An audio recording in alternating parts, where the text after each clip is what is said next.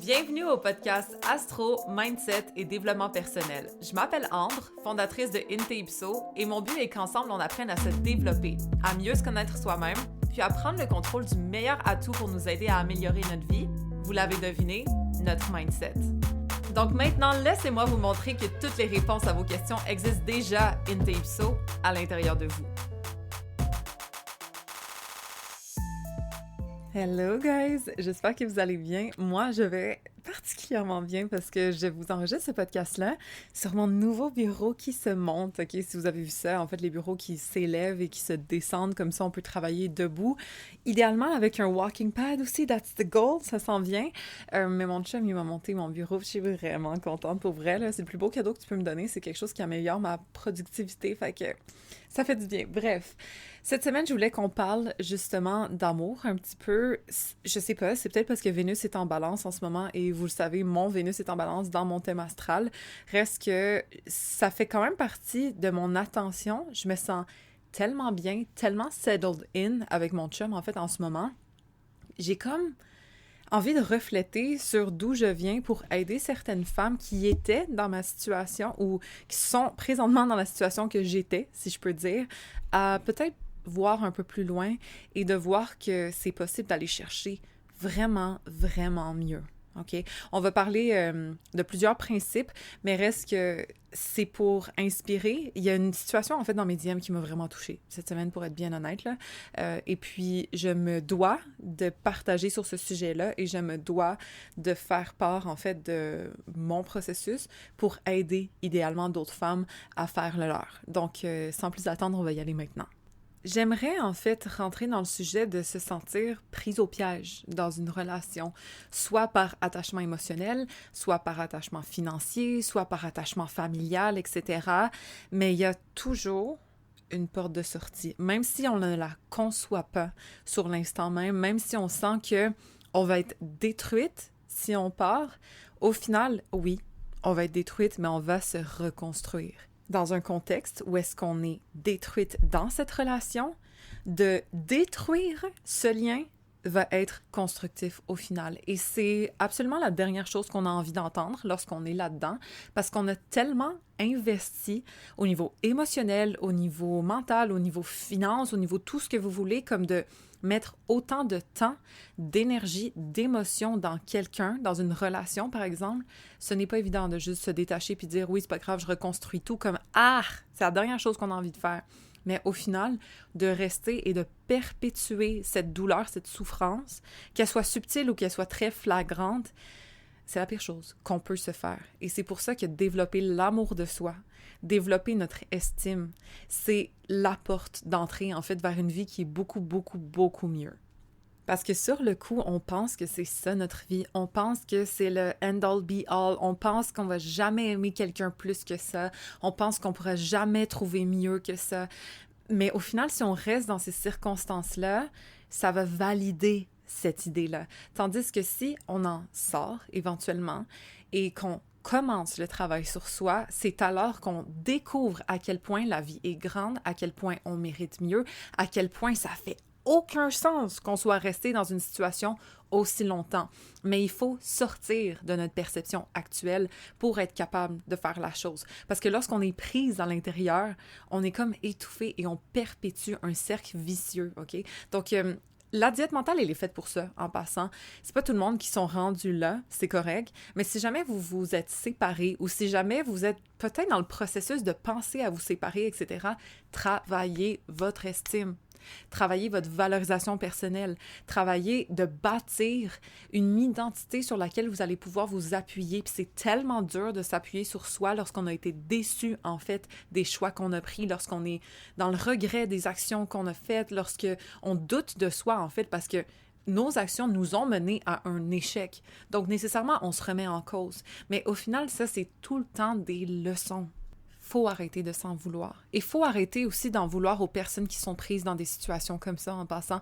Pour tous les gens qui écoutent et qui ont peut-être une amie ou une sœur, peu importe, qui sont prises dans une situation qui semble tellement inconcevable de l'extérieur, les gens qui sont pris à l'intérieur de ça sont littéralement dans une prison. émotionnel, OK? Je parle d'expérience, c'est tellement difficile de prendre un échec, c'est tellement difficile d'abandonner tout ce qu'on a construit au courant des années, même si ce qu'on a construit, ça vaut pas de la merde. OK? Même si cette personne-là nous abuse, même si cette personne-là nous traite comme whatever. Au final, on a quand même mis de l'émotion, on a quand même mis de l'énergie, on a quand même essayé de construire, on a tout donné avec cette personne-là. Donc, de se faire taper dessus pour dire, ben, check, ça marche pas, check, si, comme on le sait que ça marche pas. OK? La chose à faire, selon moi, c'est donner énormément d'amour aux personnes qui sont prises là-dedans et énormément de support émotionnel, juste sans nécessairement de reproches, de conseils, de « ben non, mais rends-toi compte, regarde, ça fait pas de sens ». D'après moi, la majorité des gens qui sont dans cette situation savent que ça fait pas de sens. Mais elles restent parce qu'elles ont un attachement qui est dur à défaire. Par contre, la seule personne qui peut profondément défaire ce lien-là, c'est elle. C'est pas une amie qui va lui donner un conseil, c'est pas un parent qui va lui forcer de whatever it is, c'est cette personne qui va se sentir à l'aise à 100% de prendre la décision de partir. Exemple, OK? On sera jamais à 100%, là, vous le savez, dans mes anciens épisodes, je vous en ai parlé déjà, mais au moins 60% de convaincus que check, c'est plus fait pour moi. Check, je suis en train de m'auto-détruire. Check, je suis en train de perdre ma lumière. C'est tellement commun dans un couple qui est malsain, où est-ce que tu vois la personne s'éteindre. Mais la dernière chose à faire, en fait, c'est de dire « mais regarde comment t'étais avant, mais regarde, là t'es rendu comment », puis de taper, en fait, sur la vérité que cette personne-là connaît déjà. Je pense que la chose à faire, c'est d'accueillir avec de l'amour, du non-jugement, et cet amour, en fait, inconditionnel que no matter what, they got you. Ça me rend émotive, mais moi, d'avoir un support comme ça dans ma vie, ça m'a permis de partir et d'avoir un filet de support derrière moi, même si j'ai pas été correcte avec ces personnes-là, même si je me suis battue pour rester dans ce couple-là qui était toxique pour moi, qui me faisait du mal, qui me faisait souffrir, où est-ce que j'ai vécu de l'abus, où est-ce que tu sais, mais malgré tout, de avancer vulnérable as fuck, dans l'échec as fuck, et d'être accueilli les bras ouverts, même s'il y avait des reproches, même s'il y avait du regret, même s'il y avait de peu importe quoi derrière ces bras-là, au moins, ils étaient là pour moi au bon moment. Puis ça, je serais toujours, toujours, toujours reconnaissante. Donc, pour les gens qui doivent indirectement accompagner les personnes qui sont prises dans ce genre de relation, ouvrez-leur vos bras, mais d'une façon que eux puissent se permettre de venir dedans au bon moment.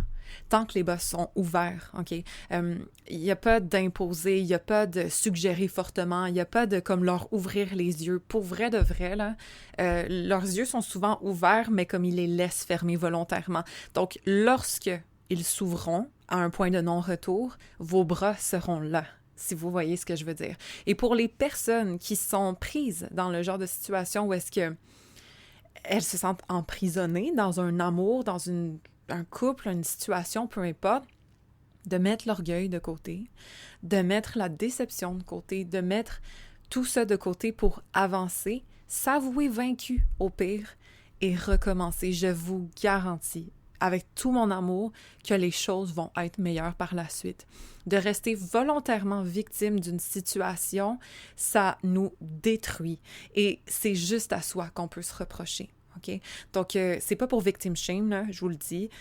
Moi, je sais par contre que j'ai été volontairement dans une union qui me détruisait et que lorsque je suis sortie de ça, j'ai été tellement reconnaissante d'avoir finalement fait ce freaking move parce que je savais depuis longtemps que je devais m'en aller, mais en même temps, à l'intérieur, je me sentais tellement déchirée, je voulais tellement réussir ce couple-là, je voulais tellement que ça fonctionne, je pensais tellement que ça allait être mieux, je me basais tellement sur l'espoir et non la réalité, que lorsque j'ai fait le move pour vrai, j'ai pris le plus gros loss de ma vie, le plus gros freaking loss de ma vie, je vous dis que ce soit financier, émotionnel, au niveau de mon temps, j'ai passé la majorité de ma vingtaine avec cette personne-là, j'ai eu l'impression de tout perdre, de reculer en arrière, d'être un échec, d'avoir honte, j'avais tellement de honte, mais je vous garantis que ça finit par passer parce que doucement, on finit par se reconstruire. Donc, c'est précieux d'avoir de l'aide, c'est précieux d'avoir des gens qui nous aiment. Et si jamais les personnes qui vous aiment se sont éloignées à cause de cette relation, exemple, retournez vers eux. Allez les chercher. Ces personnes-là vous aimaient, mais se sont senties peut-être repoussées par vous à cause de vos convictions, OK? Mais reste que lorsqu'on se rapproche des personnes qui ont toujours été là, exemple notre famille, exemple nos bonnes amies, exemple peu importe, évidemment, ça se peut qu'il y en ait qui se soient pas des bonnes personnes, fait que ça, c'est pas nécessairement de eux dont je parle, mais ceux qu'on a peut-être mis de côté à cause de notre relation, parce que souvent, dans des relations extrêmement toxiques, la personne nous isole, right? Et nous reproche de voir nos amis, nous reproche d'être proche de notre famille, etc. Moi, j'ai vécu ça énormément. J'ai été carrément comme mise à part en voyage. En plus, j'avais aucun contact avec ma famille. J'appelais juste, en tout cas, c'est whatever. Je me sentais là, seule de chez seule, puis je savais pas quoi faire, parce que qu'est-ce que je vais dire? L'abus que j'étais en train de vivre, qu'est-ce que je vais faire? Comme je vais juste genre appeler puis dire oui, c'est ça que je viens de vivre, comme on est à 36 heures de différence le vol pour aller d'ici jusqu'en Malaisie, genre, it's far, OK? Donc, qu'est-ce qu'on fait? Il faut à un moment donné qu'on regarde la réalité en face, puis il faut à un moment donné qu'on crie à l'aide, OK? Ça me donne des frissons, là, mais il faut sortir de ça, parce que d'être entretenu là-dedans, il n'y a rien de bon qui va être créé de ça.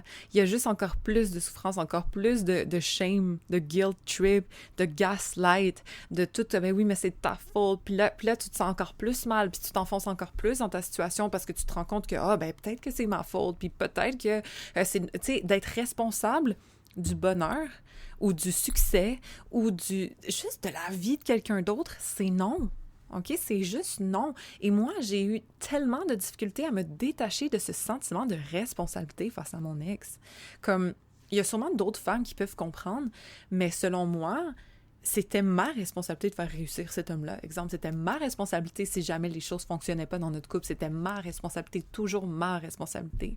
Mais l'affaire, c'est que on est deux à tenir un couple et on est censé être une équipe. Et si l'autre personne vous fait sentir coupable pour peu importe quelle raison, c'est clairement pas quelqu'un qui joue dans la même équipe que vous. Vous êtes adversaire, OK? Et c'est pas dans ce genre d'ambiance-là qu'on peut cultiver un couple qui est sain, qui est collaboratif. Donc, petit rappel de vous à moi, on n'est pas responsable du bonheur d'autrui. Même dans un couple sain, on n'est pas responsable du bonheur de notre partenaire. Parce que sinon, c'est un poids trop lourd à porter pour une seule personne. Déjà qu'on doit se rendre heureux soi, on doit travailler notre personne, on doit évoluer, OK, individuellement. Mais on ne peut pas faire le travail pour l'autre. Cette personne-là doit travailler sur son bonheur interne, sur sa personnalité, sur l'évolution de comme qui elle est seule. Et tant mieux si on peut l'aider en couple à être encore mieux, à peut-être se pousser, à comme s'améliorer à cause de la collaboration qui est nécessaire dans un couple. Tu sais, nécessairement, l'autre va nous challenger, nécessairement, l'autre va nous pousser à être plus tourné vers quelqu'un d'autre que soi. C'est normal, on évolue ensemble. Ça, c'est très logique, très normal. Mais reste que de s'attendre à ce qu'on porte le poids de l'évolution de quelqu'un d'autre, c'est juste non. Et personnellement, je l'ai appris à la dure. Et je l'ai appris plus tard. Parce que moi, il y avait énormément de gaslighting, puis je pense dans n'importe quelle situation toxique, il y en a, ça l'inclut nécessairement. Mais où est-ce que cette personne-là prétendait s'introspecter, prétendait faire des efforts sur soi, mais au final validait toujours son point de vue, où il n'y avait jamais de compromis. Un couple où est-ce qu'il n'y a pas de compromis, c'est un couple toxique. Selon moi, OK? Ça ne veut pas dire qu'on est obligé d'être d'accord, mais au moins de se mettre à la place de l'autre, au moins de comprendre la perspective de l'autre, même si on garde la nôtre. Mais lorsque c'est toujours lui qui a raison, puis toi t'as tort, c'est toujours toi qui dois travailler sur toi, puis lui, il est correct, il travaille sur lui de son côté, mais dans le fond, il fait fuck all, parce qu'il se valide lui-même dans ses projections, dans ses... Tu sais, je sais pas s'il y a du monde qui peuvent relate, mais reste que un amour sain, c'est pas ça.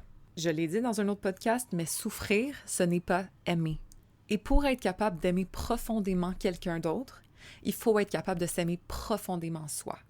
Je vous le jure que c'est la chose que j'ai appris et c'est la seule chose qui a fait une différence dans ma vie et c'est une des seules choses que je peux comme être redevable de pour avoir la relation que j'ai en ce moment. C'est le travail personnel que j'ai fait, c'est le travail d'amour de moi, c'est le travail d'estime, c'est le travail de valorisation personnelle que j'ai fait qui m'a permis de me sentir légitime d'aller chercher un homme à ma hauteur, d'aller chercher un homme qui peut m'aimer autant que je m'aime et qui s'aime lui-même autant qu'il m'aime aussi. Vous voyez? Comme ça, l'amour est proportionnel. Comme ça, on n'y va pas à l'excès, on n'y va pas d'une façon dévotionnelle, on n'y va pas d'une façon sacrificielle. On y va avec un cœur ouvert, plein et entier. Pas brisé, pas vide, prêt à être comblé. Et c'est normal d'avoir un certain vide à l'intérieur de soi, peu importe, tu sais, que ce soit qu'on vienne d'une famille dysfonctionnelle, que ce soit qu'on ait eu un parent absent, que ce soit qu'il y ait eu de la distance affective dans notre enfance, peu importe de quelle façon, il y a souvent des petits bobos à régler à l'intérieur de pratiquement tout le monde. Pratiquement, OK? Pas tous, mais beaucoup de personnes. Donc, de s'attarder sur nos bobos, de regarder c'est quoi mes petites blessures, c'est quoi mes problèmes relationnels, parce que c'est jamais juste l'autre. Jamais. L'autre est toujours un reflet de soi. Donc, par exemple, moi, je sais que j'ai des petites tendances de dépendance affective, OK? Je sais que j'ai besoin de l'autre pour me sentir moi-même, pour me sentir comblée. J'ai besoin d'être validée, aimée, pour sentir que je vaux quelque chose. Donc, ce que j'ai fait, c'est de savoir comment moi, je peux combler ça, comment je peux développer ce sentiment d'indépendance-là, comment je peux développer à me valider moi-même, à être fière de moi, pas nécessairement attendre que l'autre soit fier de moi ou que l'autre comme pense que je mérite son amour. Fuck off. Est-ce que moi, je sens que je mérite mon amour? Puis sinon, qu'est-ce que je peux faire pour me sentir mieux avec moi-même? Est-ce que c'est de tenir mes promesses? Est-ce que c'est de mettre un petit peu plus mes limites? Est-ce que c'est de prendre soin de moi? Est-ce que c'est de faire mes affirmations quand j'ai juste envie d'écouter TikTok le matin? Est-ce que c'est de faire mon scripting lorsque j'ai juste envie de checker TikTok encore? C'est quand même ma petite faiblesse. J'aime bien les réseaux sociaux, mais reste que de prendre du temps pour s'honorer soi, pour se faire des actes d'amour en travaillant sa valorisation personnelle, exemple, c'est quelque chose qu'on ferait pour d'autres personnes. On ferait 100% pour notre ex toxique, hein, de lui faire des choses pour lui montrer qu'on l'aime. Mais pourquoi on ne le fait pas envers soi? C'est la chose à faire selon moi pour être capable de sortir d'une relation toxique et de trouver quelqu'un qui nous aime pour vrai. C'est de s'aimer soi pour vrai. C'est pas compliqué. Ça s'arrête là. Moi, j'ai vu tellement de différences lorsque j'ai commencé à travailler sur moi. C'est pour ça que j'ai créé la diète mentale en passant, c'est parce que c'est les outils que j'ai utilisés pour up-level ma personne, pour travailler cette estime qui était très déficiente, OK? Il y a beaucoup de monde dans ma vie qui m'ont dit « Ah, mais toi, t'es confiante, t'as l'air de ci, t'as l'air de ça. » Comme, guys, si vous saviez à quel point de l'intérieur j'étais brisée, brisée, là, c'est un mot fort, vous le savez, mais c'est juste que j'étais vraiment, vraiment pas ce que les gens pensaient que j'étais, parce que mon estime, qu'est-ce que je valorise chez moi, n'était pas dans mon attention. Peut-être ma confiance en mes aptitudes, en mes compétences, whatever. OK, j'ai l'air de quelqu'un de confiante, mais est-ce que je me valorise? Est-ce que je sens que je mérite? Ou est-ce que je me sens redevable puis que je dois en faire tant pour que quelqu'un m'aime? Puis wow, si quelqu'un m'aime, ben mon Dieu, c'est tellement précieux, il faut que j'en prenne super soin. Il y a une nuance, OK? Et là, la valorisation, je l'ai travaillée. Je vous ai donné tous les outils dans la diète mentale. Des outils de reprogrammation, d'affirmation, des vidéos aussi où est-ce que je vous explique en fait les fondamentaux. Des principes au niveau mindset que j'ai utilisés.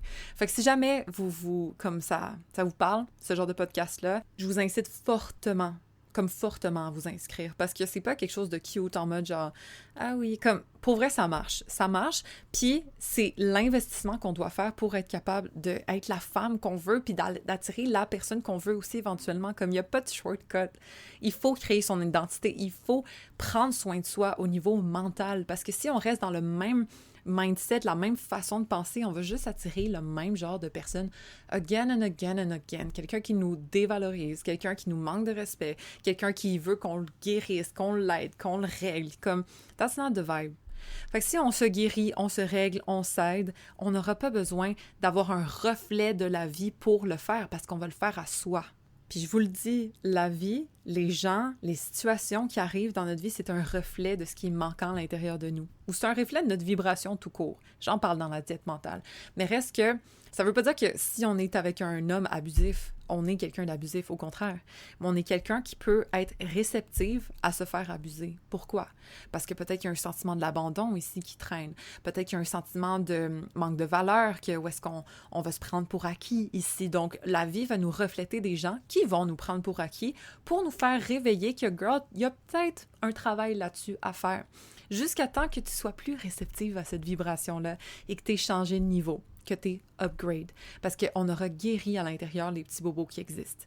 On sera peut-être jamais à 100% guéri, moi je me considère pas 100% guéri, mais reste que j'ai travaillé et je vois tangiblement le résultat de mes efforts à travers ma relation actuelle, entre autres. Et pour toutes celles qui pensent qu'elles pourraient jamais avoir mieux, moi, ça a été une de mes préoccupations. Vraiment, là, j'avais un ex qui était passionnel, on avait une connexion profonde, là, tu sais, comme vos deux âmes se rencontrent, whatever, whatever. Je vous jure, guys, là, il y a mieux. Il y a mieux, de chez mieux, de chez mieux, de chez fucking mieux qui vous attend si jamais le travail se fait à l'intérieur. Si jamais le travail se fait pas, ça se peut qu'il n'y ait pas mieux. Ça se peut que, l'ex toxique qui t'a abusé, qui est si mais qui avait de la passion derrière, genre, ça se peut que ce soit ça le end all be all. Ça fait pitié, selon moi, c'est déprimant, c'est pas ça que je vous souhaite, c'est pas ça que je nous souhaite. Donc, au final, de travailler va vous garantir quelque chose de mieux. De ne pas accepter certaines conditions va vous garantir quelque chose de mieux aussi. Mais il faut faire les steps concrètes. Il faut remarquer les red flags maintenant. Il ne faut pas se laisser les yeux fermés ou les lunettes roses ou les whatever de avant. Parce que sinon, on reproduit le même pattern. Puis ça se peut que ça vienne essai-erreur, hein? Exemple, on se remet dans une relation qui a l'air mieux, puis au final, on retourne dans nos patterns de « là, je veux en faire trop parce que je sens que je mérite pas à 100%, puis là, fuck, je me sens un petit peu abusée, puis là, je sens qu'on me prend un peu pour acquis, puis fuck, man, je suis revenue dans le même pattern. » Le gars était peut-être mieux. Le gars était peut-être moins abusif, mais on s'est quand même permis de reculer dans nos patterns. Ça marche pas, OK, next. Il y a toujours mieux. Il y a toujours un next. C'est con à dire, là, mais je vous jure, même en tant que femme, on n'est pas fini, condamné aux poubelles parce qu'on a eu tant de temps de relations, parce que ça fait tant d'années qu'on est célibataire. Fuck off, ce mindset-là, pour vrai. Comme, c'est pas ça. Moi, j'en vois plein de mes clientes. OK, 43 ans, elle s'est retrouvée un chum. Ah, OK, 3 enfants. Il y a un gars qui, lui, en a 2. Puis là, maintenant, c'est une grosse famille recomposée comme ça existe. OK? C'est tellement cette mentalité-là de se limiter en tant que femme. Et moi, je l'ai eu énormément. J'étais comme là, je viens de perdre ma vingtaine. Là, personne va vouloir de moi. Tu sais, comme, what the hell? OK? Ça, c'est tellement un mindset genre misogyne, un peu limitant. Oui, je comprends qu'il y a un prime là, à tout le monde, mais reste que on peut toujours retrouver l'amour parce que who knows? Peut-être que lui aussi, à son prime, il a foiré. Lui aussi, je sais pas, il s'est fait tromper. Puis là, il attend juste une femme qui est prête à se caser, qui a travaillé sur elle, que sa vie qui est en train d'être réglée, que tout est beau, puis vous êtes à la même place. Si nous, on existe dans nos situations, on va avoir quelqu'un comme nous qui existe aussi. C'est logique. Si nous, on a vécu un échec relationnel, puis on a peur de ne pas retrouver cette passion-là parce que whatever, mais ça se peut que quelqu'un d'autre ait vécu un échec relationnel puis qu'il ait peur de ne pas retrouver cette passion-là parce que c'est deux personnes passionnées qui aiment intensément, mais qu'au final, bon, ça n'a pas marché leur relation, puis là, ils veulent se repartir, mais ils hésitent. Mais comme, c'est possible qu'il y en ait deux comme ça. Deux. Comme c'est très, très, très possible. Si pas 100, si pas 1000, si pas 1 million, whatever. Donc, c'est juste de comprendre le fait que si on est dans une certaine situation, il y a quelqu'un d'autre qui est dans une certaine situation. Mon chum, ça fait des années qu'il n'est pas en couple. Il avait quasiment comme abandonné l'idée parce qu'il s'est dit, moi, je ne settle pas si je trouve pas telle chose chez une femme. Ça me tente pas juste d'être en couple pour être en couple. Fuck off. Puis dans sa tête, il s'était dit, si j'ai pas ça, c'est correct. Je serai seule, it's fine. Mais au final, il était quand même convaincu qu'il allait finir par trouver, puis qu'il allait pas settle. Même si les gens disaient, voyons donc, non, là, comme vise pas trop ci, ça, comme... Tout le monde nous décourage, right? Quand on a un petit peu de standards, un petit peu de critères, it's fine. C'est juste d'avoir cette conviction-là que c'est possible pour nous, et surtout de travailler sur soi entre-temps, pour être capable d'être à la hauteur de notre partenaire idéal, exemple. J'en parle souvent dans la diète mentale aussi, mais reste que on peut pas juste s'attendre, avoir des attentes tellement hautes, mais au final, ne pas répondre aux mêmes attentes, right? Si on a des hauts standards, c'est parce qu'on donne des hauts standards. Si on a des hauts standards puis on donne pas grand-chose, ou tu sais, on prend pour acquis, ou je sais pas, on est un peu capricieux, mais comme, c'est pas logique. Tant que ce soit proportionnel, ce que j'ai à offrir est autant que ce que je m'attends de mon partenaire. Comme ça, c'est équitable, comme ça fonctionne. Mais on peut pas s'attendre à, je sais pas, qu'on ait un partenaire qui soit super sage, qui reste à la maison, qui est juste casanier et tout. Si nous, on aime ça aller dans les bars, sortir, se saouler souvent, exemple, mais on veut pas que notre chum le fasse, disons. OK, là, c'est un petit exemple stupide, mais reste que, vous comprenez. Faut au moins que ce soit proportionnel. Ça veut pas dire qu'on est obligé d'être pareil, hein, c'est pas ça que je dis, mais reste que si on s'attend à quelque chose, il faut au moins qu'on redonne l'égalité à notre partenaire. pas des mêmes actions, c'est peut-être pas un bon exemple, là, mais tu sais, si, je sais pas, nous, on est vraiment impatiente, mais lui, de temps en temps, il s'énerve sur certaines affaires, ben, c'est peut-être pas fair de lui en vouloir quand nous-mêmes, on n'a pas travaillé sur soi.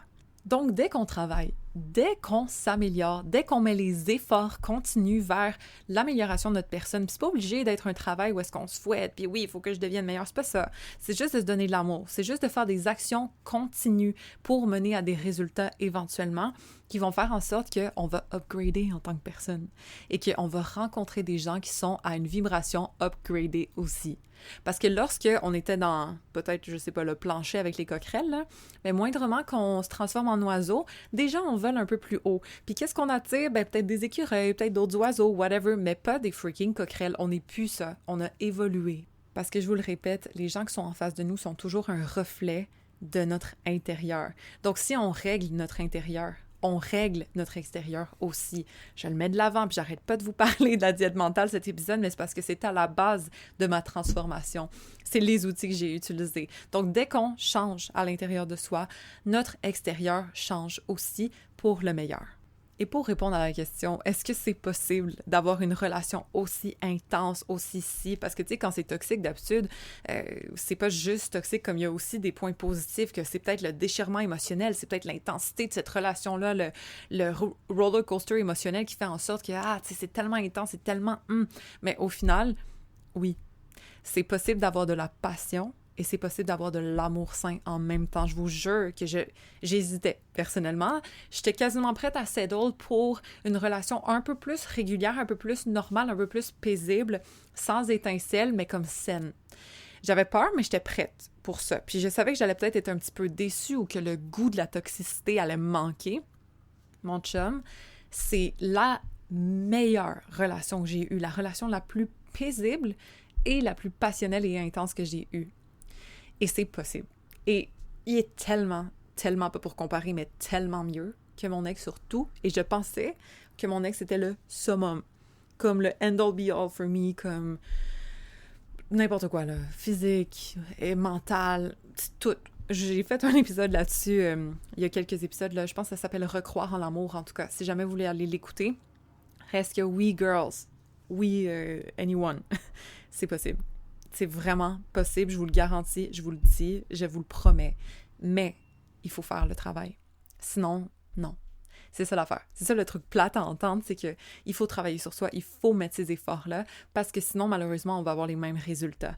Mais ce qui est le fun, c'est que c'est en notre contrôle. Fait que dès qu'on décide de partir, dès qu'on décide de se sortir de ce genre de situation et qu'on décide doucement, avec empathie, avec compassion, de travailler sur soi, c'est alors que notre vie change. Et j'espère profondément que si vous êtes dans une situation un peu difficile en ce moment, que vous prenez ça comme un message un peu d'espoir parce qu'il n'y a pas d'échec total si on n'arrête pas d'avancer. C'est ça qui est le fun.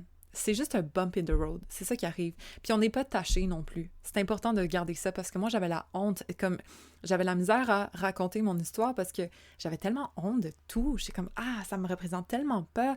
Puis je me suis tellement fait abuser. Puis j'ai pas envie, comme j'ai honte, je veux juste effacer cette partie-là de moi.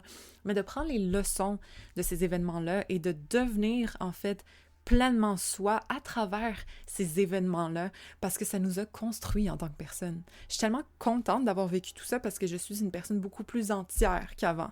Est-ce que j'aurais aimé ça m'épargner? Absolument. Je pense que c'était peut-être pas nécessaire. Mais au final, ça a été là pas pour rien. C'est un chapitre dans ma vie. C'est pas mon histoire entière. Donc, c'est juste de se rappeler de ce mindset-là que le plus qu'on continue d'avancer puis qu'on laisse ça derrière nous, le plus que ça va s'éloigner. Donc, c'est pas pour rejeter, invalider ce qu'on a vécu. Au contraire, c'est juste pour continuer de créer notre histoire, continuer d'écrire les nouvelles pages de notre livre. Parce que c'est pas la fin. C'est juste un chapitre. Parce que peut-être que le caractère principal, là, le main character, il y a eu du souci un petit peu. OK?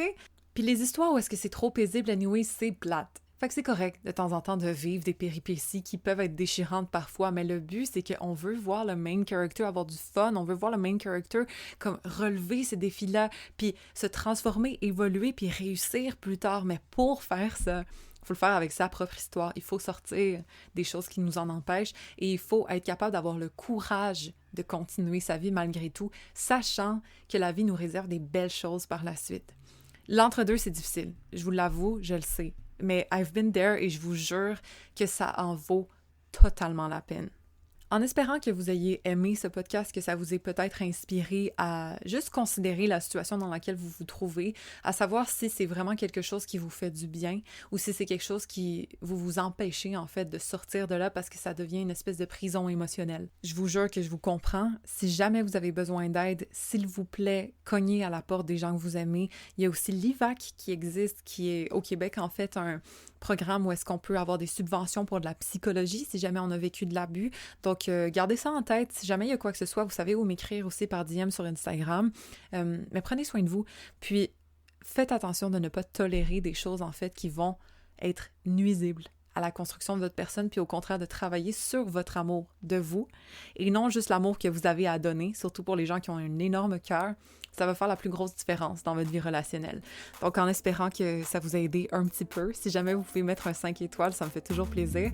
Puis sur ce, passez une super belle semaine. On se reparle bientôt. Et rappelez-vous que toutes les réponses existent déjà in deep so à l'intérieur de vous.